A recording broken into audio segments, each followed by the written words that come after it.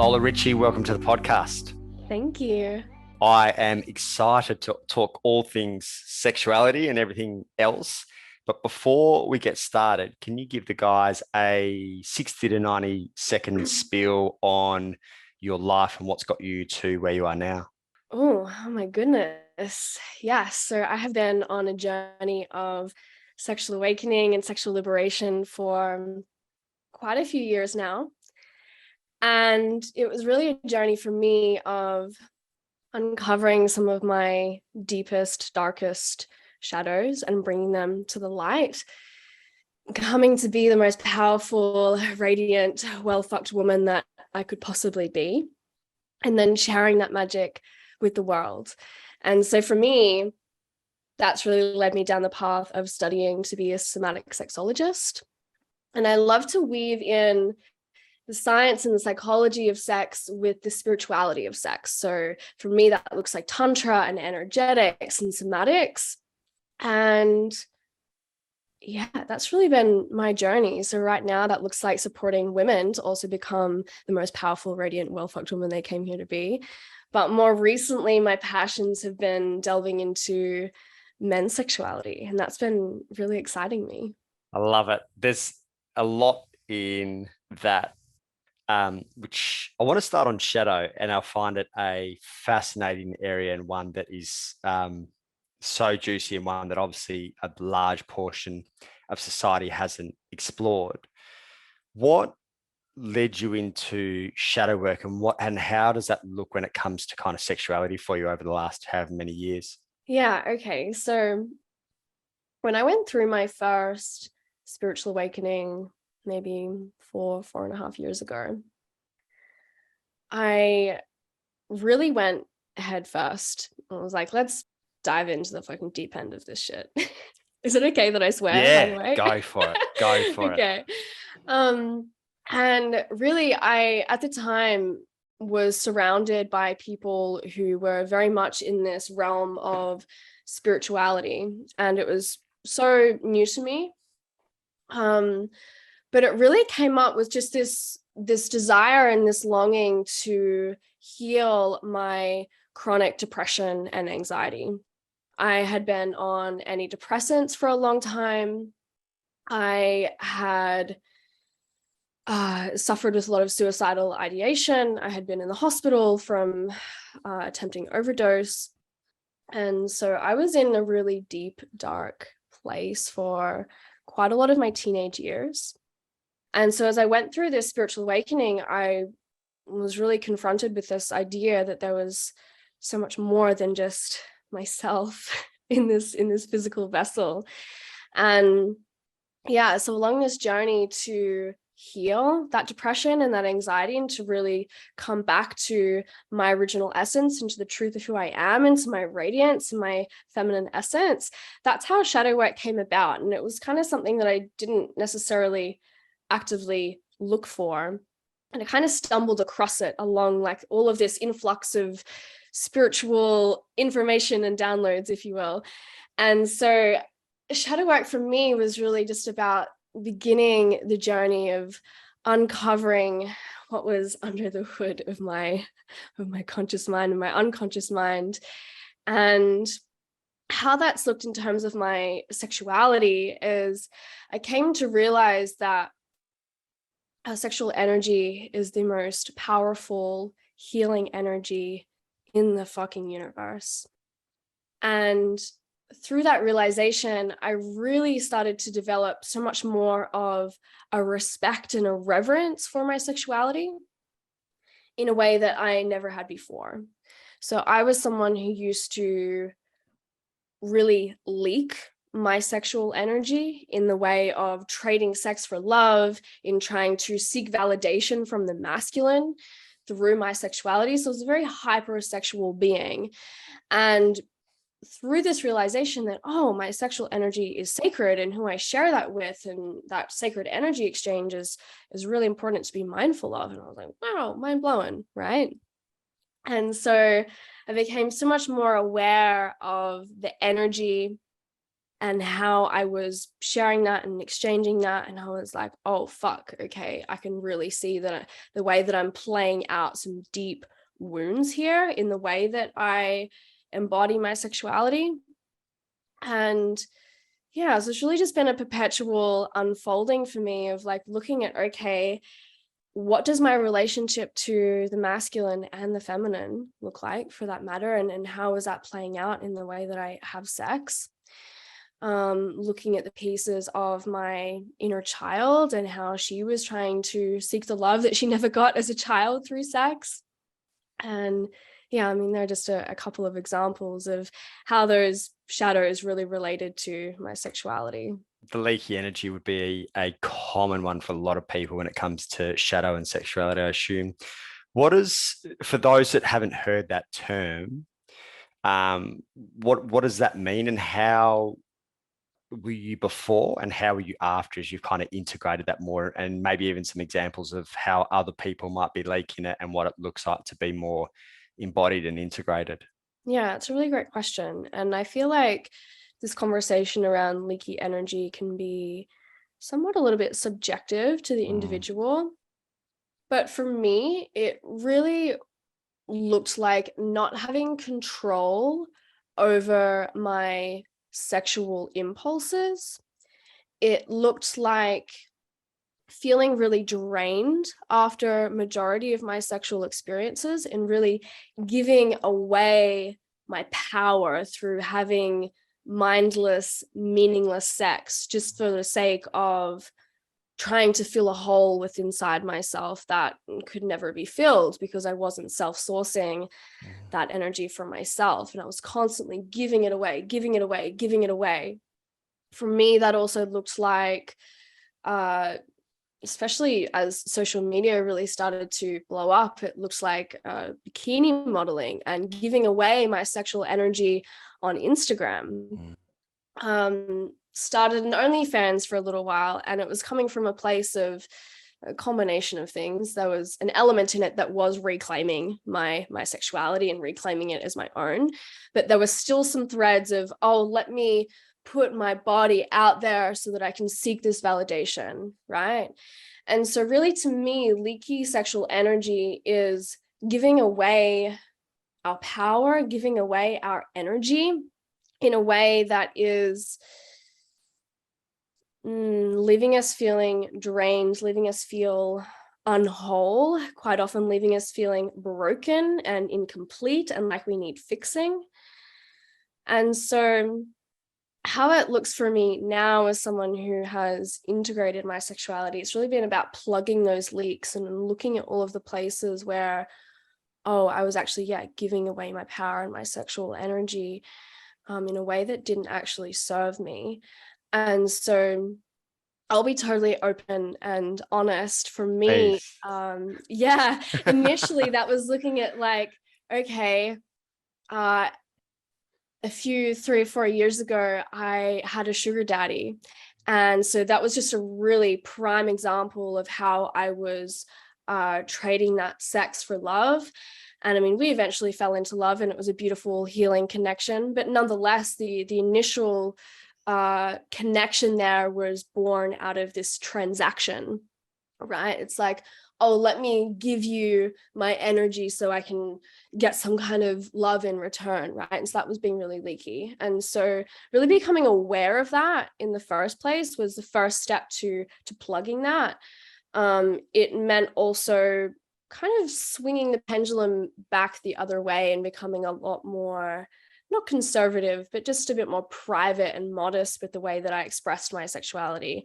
Don't get me wrong, like I'm still wild and free and juicy and all the things. But it really meant just having a deeper awareness and intentionality of how I'm sharing it and why I'm sharing this energy.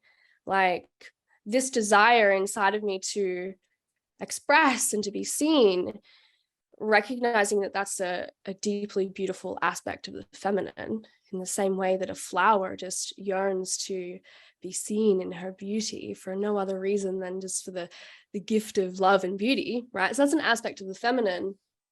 But yeah, when it comes to needing to express that for any other means than just as a gift, and it's attached to some expectation or desire for an outcome, or trying to source something outside of ourselves, then that's where it becomes leaky.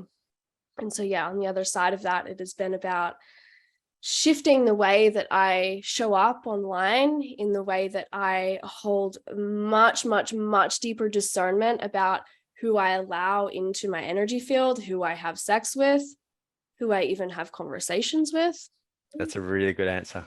Upon reflection now, it sounds like you've had a fascinating journey over the last 3 or 4 years. What do you think, obviously with that kind of darker period that you went through, and even probably your relationship to your sexuality earlier, now that you've had time to heal and reflect, what was it that you were seeking, or what was the void, or what was the childhood part that you were playing out in your earlier stages here, do you think? Mm-hmm. So for me, it was really playing out these deeper wounds that I had around my father. So I grew up with quite a verbally abusive father. And so for me, my relationship to the masculine never felt safe. And I was constantly trying to find the love that I never got from him. And so he was very, even if he was physically absent, physically present with me, he was quite emotionally absent. And so, you know, I was constantly trying to get my father's attention. And so naturally that manifested itself as me trying to get attention of all of the men in the rest of my life as I grew up. Yeah, so for me, that really stemmed from deep wounds around my father and my relationship to the masculine. And so it's been a beautiful and also ridiculously challenging journey to really heal that relationship, not just with him as a human being, but also the dynamic that he plays just solely within inside myself. It's a super common trait that probably a lot of people don't realize they're playing out on an unconscious level, that relationship to their kind of primary masculine or primary feminine. With your work with both the feminine and the masculine, what does that look like, just so people can potentially start to see traits within themselves that might be playing out mother wound, father wound? Yeah, having worked with a lot of blokes and females, it's playing out a lot. But what would be signs that we're kind of looking for that we might be playing out mum or dad wounds, do you think?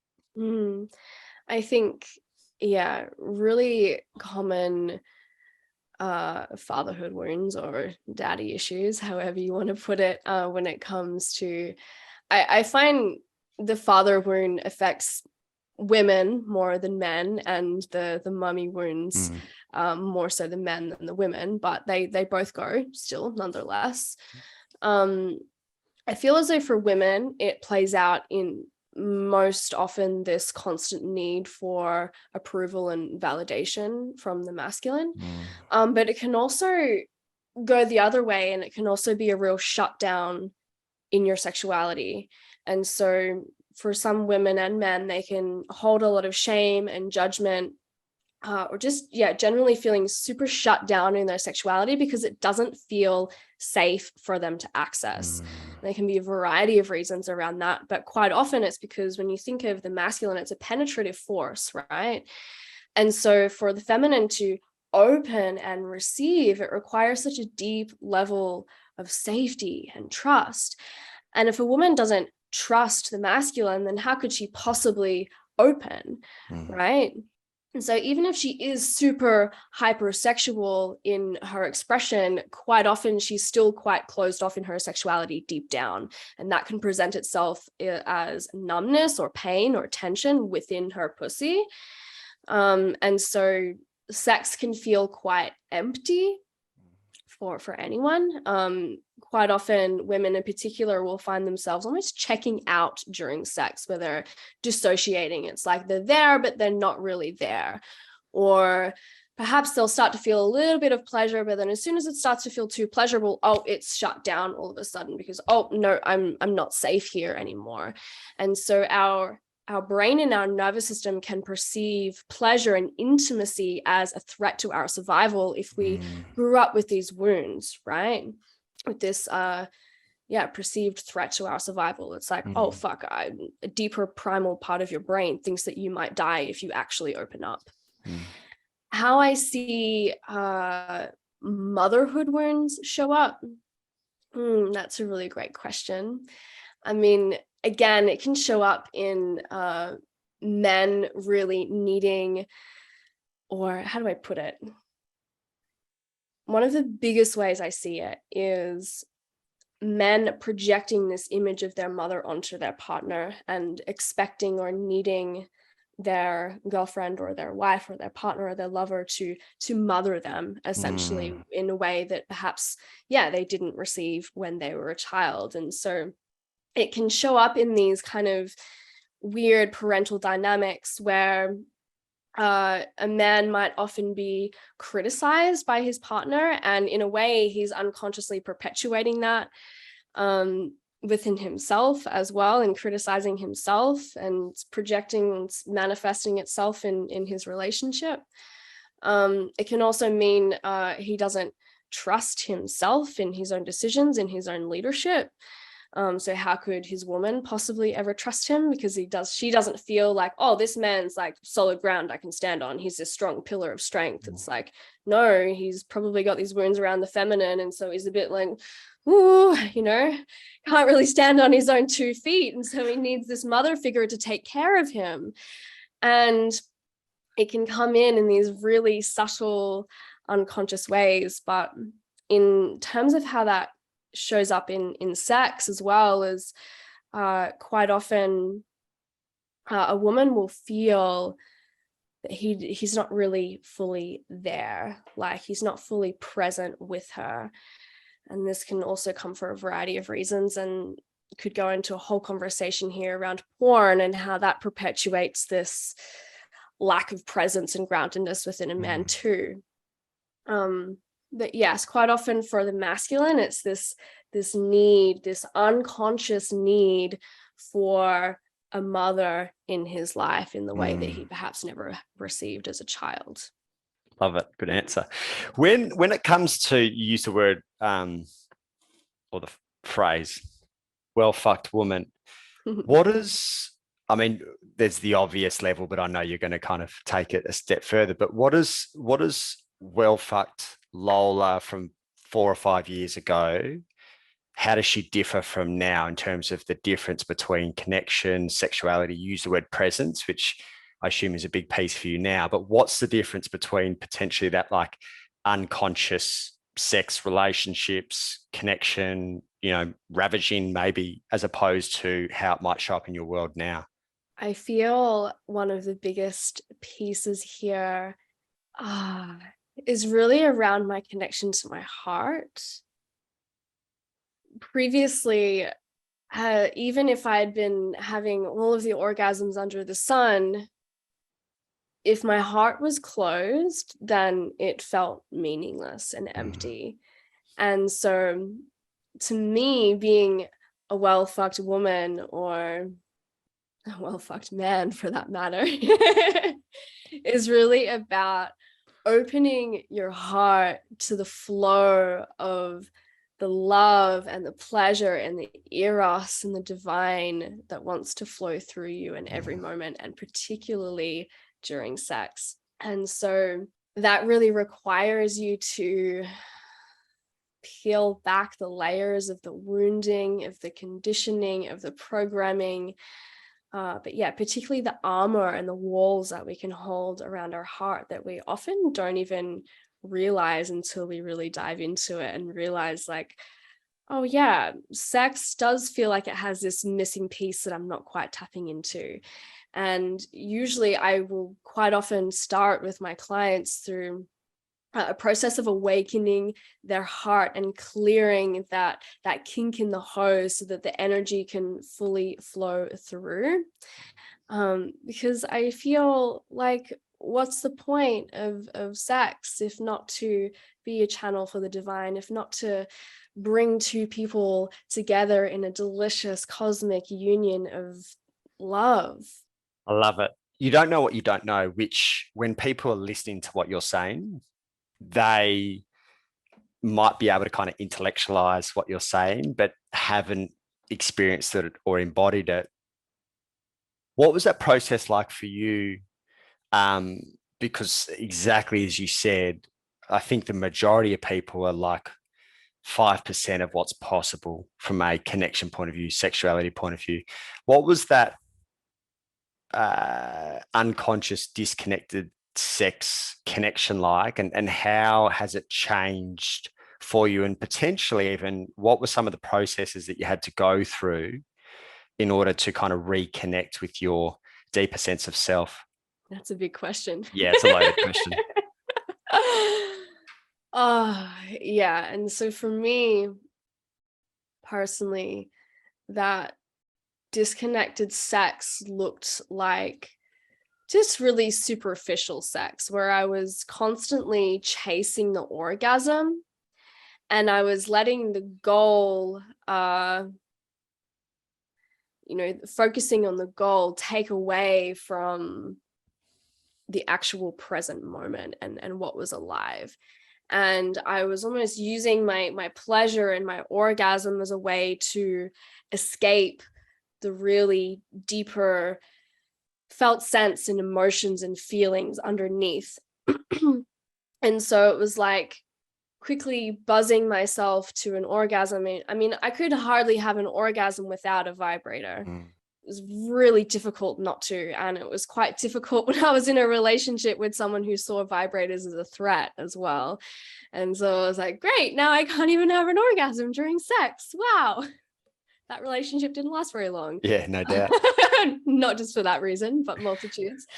And so I see it quite often where men and women are so focused on just the energy inside of their genitals, where it's like, yes, let's just get to this goal. And it's so focused on the goal, right? So focused on getting somewhere rather than being so connected to the present moment and the pulse of eros that wants to actually flow through you.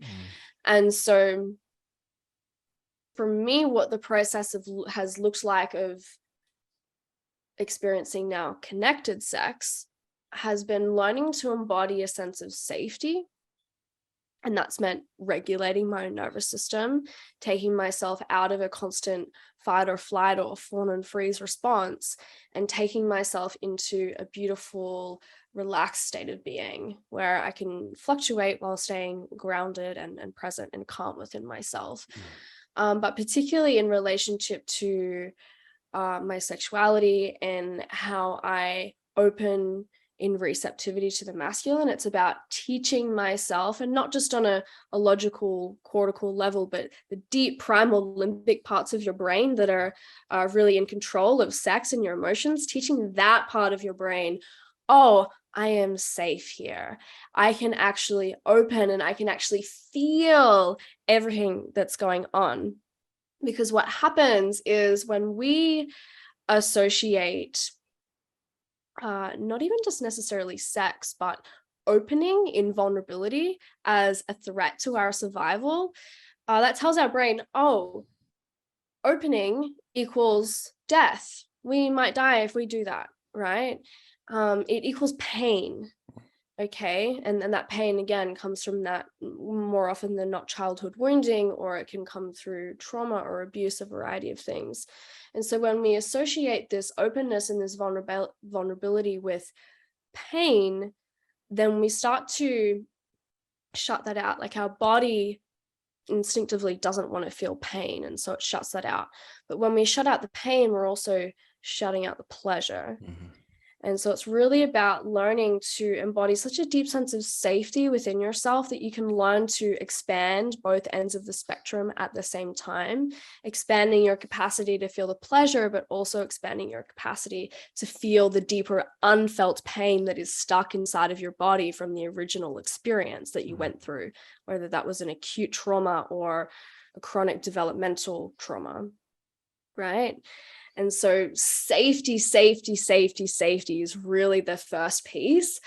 And then it's really about training your focus of awareness to notice your internal landscape. And what I mean by that is your physical sensations, your feelings, and your emotions that live inside of your body, because your body has its own consciousness. We often think, oh, yeah, our mind is conscious, but we forget that our body is conscious too. It's its own living organism with a divine intelligence within it. And so connecting to the felt sense, the physical sensations, just example, noticing, like as you touch your arm, like, oh yeah, I can feel that. And it can be sensations that are coming like sensory information from the outside in, but it can also be things like, oh, I feel like this lump in my throat, or I feel this contraction around my heart, or I feel this heaviness in my womb or in the base of my spine. And as you learn to really tune into those sensations and you learn to use your breath and sound and movement as tools to liberate those sensations, then you start to clear the kinks in the hose of your energy. It all starts to flow.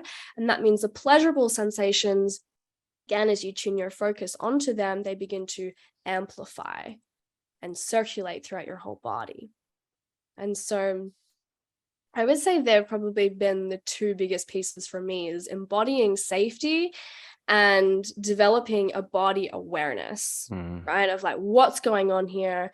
And so now, even if I do notice a sense of pain or tension or a contraction inside of my body, maybe I've had a really stressful week and making love to my partner, and I'm just like, I'm feeling all this shit inside of me.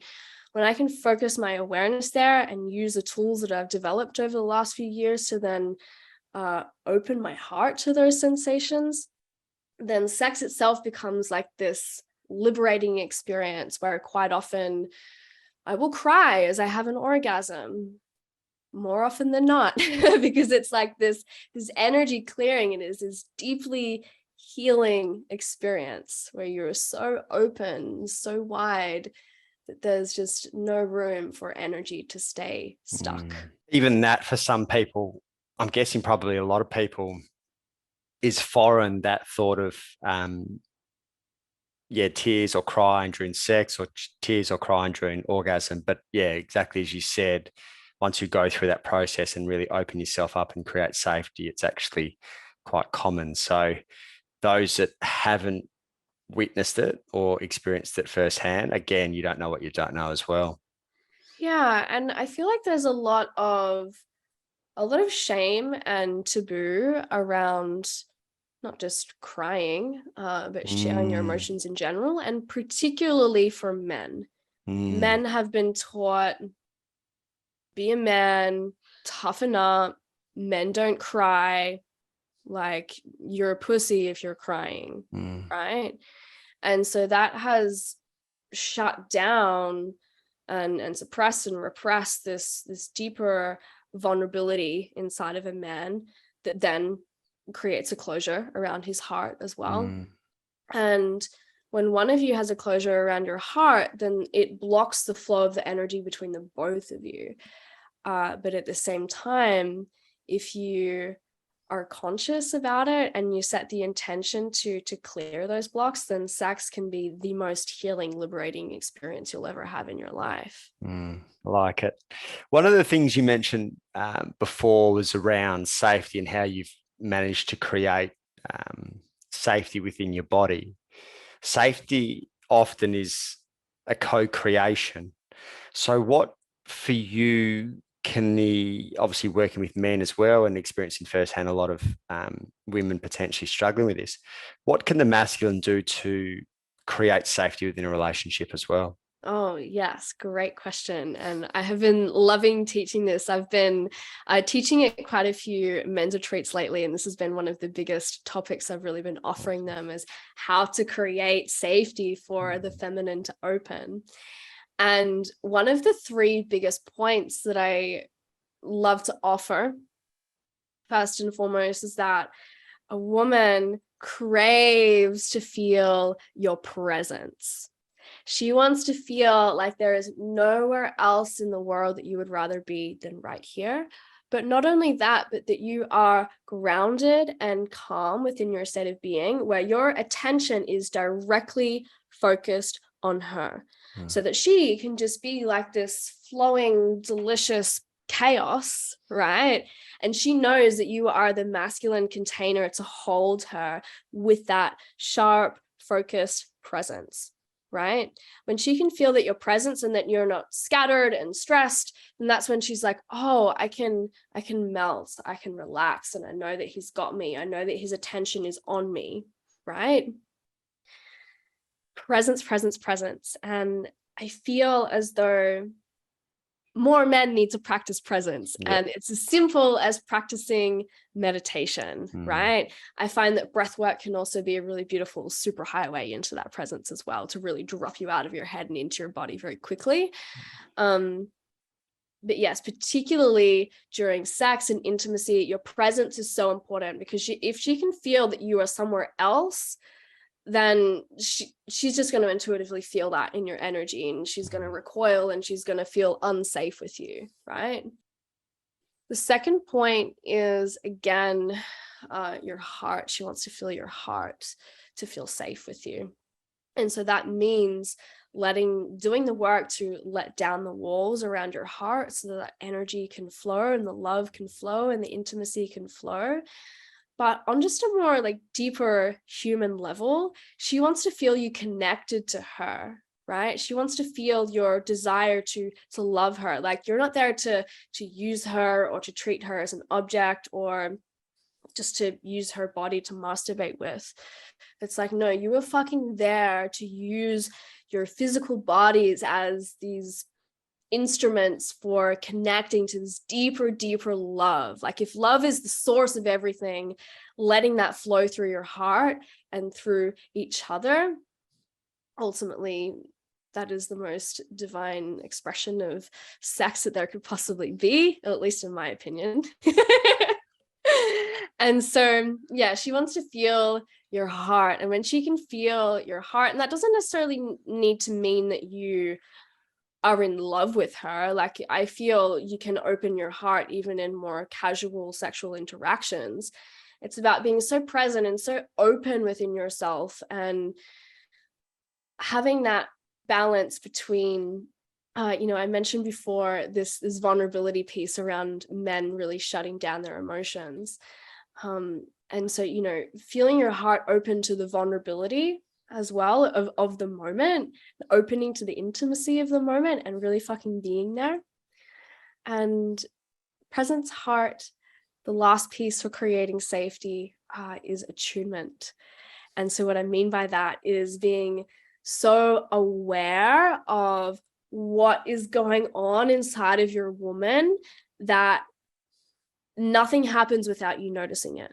And so that requires your deep presence, right? It's being attuned to the subtle energies inside of her body. And so maybe that means noticing when you've perhaps accidentally penetrated her pussy too deep, too fast, and she perhaps recoils a little bit. Even just that slightest little bit, like, you need to notice that, right? Because that is great information. And it's the opportunity to open into deeper healing, right? If you weren't to notice that, and you kept pounding her, and you're not even noticing that she's recoiling and now checking out because she doesn't feel safe, then that's just going to perpetuate this distance and this unsafety between the two of you, right? And so it really requires you to energetically, and I know this kind of sounds a little bit esoteric, but I'm going to try and ground it into reality a little bit, but it's really about using the focus of your awareness and your presence to feel inside of her, to feel into the deep love that exists inside of her, so that you can bring that to the forefront. And so even if she does have these emotional closures around her heart, you are so attuned to that you can feel into the love that exists underneath that and bring that to the forefront. So you can feel if she has these fears, and you can hold space for her to just fucking feel that fear. An unconscious man who isn't attuned to his lover won't notice that fear if it comes up inside of her body. and I'll just keep fucking her and just keep perpetuating this cycle, right? But by holding that space and being like, oh, I just noticed that you pulled away from me a little bit. Oh, I just felt a shift in the energy. Like, are you still here with me? Like, are you okay? Did you just check out for a moment there? Being so attuned to that then creates space for your woman to go, oh my God, you just noticed that. Like, yeah, this is what I'm experiencing. This is what I'm feeling. And then that creates this portal for you then to clear whatever's going on there, to create space for deeper healing and intimacy and openness and vulnerability with each other, and ultimately safety. Beautiful. Loved it. So when it comes to a well-fucked woman, which I think I probably know a few blokes who would like the answer on this, you've got obviously safety, you've mentioned attunement, awareness, heart open. What is the container and what's the environment from both potentially, if we're talking heterosexual for this instant, but what's the container look like that creates a well-fucked woman? What are the elements that make that? Yeah, I think that this is super, super subjective, honestly.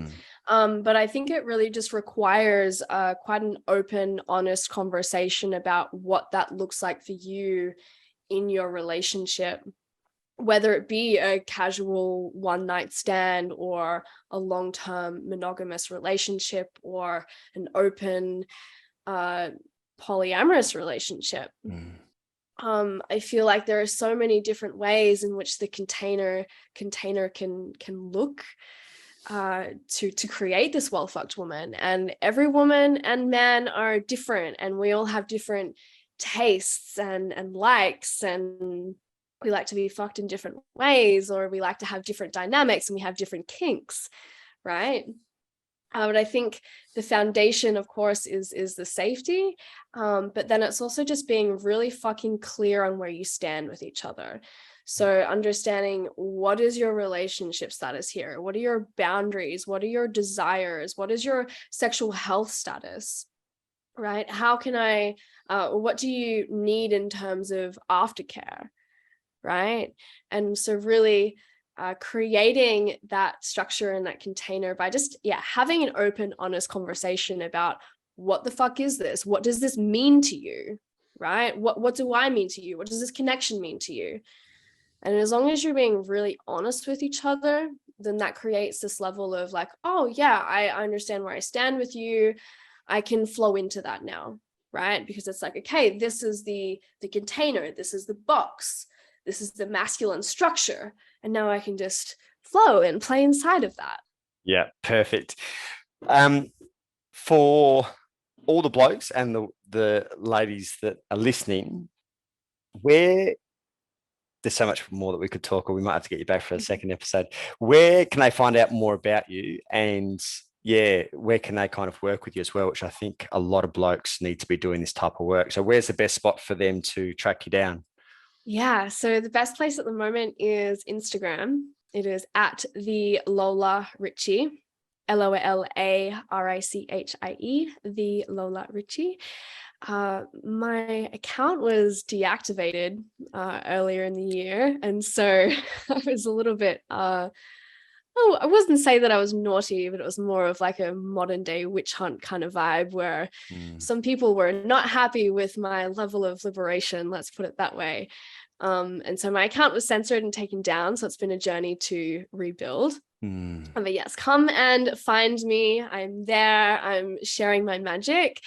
At the moment, there are quite a few different ways that you can work with me. I mentioned that I've been speaking at quite a few men's retreats lately. So if you are a man listening to this and you are in the Northern Rivers or surrounds, then hit me up and I can point you in the right direction. They are these incredible men's activation days with a variety of different speakers and a workout and breath work and sound healing and ice baths and just a bunch of men coming together. I'm the only woman in the space. I'm there for about an hour and a half and then I float off. But I'm also really excited to be opening space for men to work with me one-on-one, online, virtually. And so that looks like me taking you through processes and practices and tools to do the work, do the shadow work, right? To open your heart, to open your sex center so that you can be flowing with erotic energy, and not just to have the best sex of your life, which is inevitably part of it, but also to learn how to channel that energy as your deepest source of power into your purpose, right? Into your life's vision, into what it is that you're wanting to create. And so for men, one-on-one coaching is where I'm really excited to expand into. That's where I'm offering my Magic for Men there. And for women, there are a couple of different ways. And so at the moment, I'm offering in-person yoni massage. For those of you who don't know, yoni is the Sanskrit word for the female sexual organs. It translates to sacred space. And so yoni massage is a 4-hour ceremony of cacao and dropping into intentions and desires and full body massage. There's not an inch of your body that I do not touch. And so that includes a really beautiful heart awakening breast massage ritual, and then going into actual genital therapeutic body work so that we can look at any points of pain or tension or numbness within the pussy and let anything unfelt be felt, to be released, to clear those kinks in the hose so the energy is flowing, bringing the pleasure and the blood and the neural networks back to life. And so that's really, I've been doing yoni massage for quite some time now, maybe 2 and a bit years, I think. And I've kind of taken a break from it for a little while, and I'm excited to be offering that to the world again. But on a deeper level as well, I do offer one-on-one coaching for women as well, particularly women in positions of leadership, whether they be a coach or an entrepreneur or a CEO or a creative.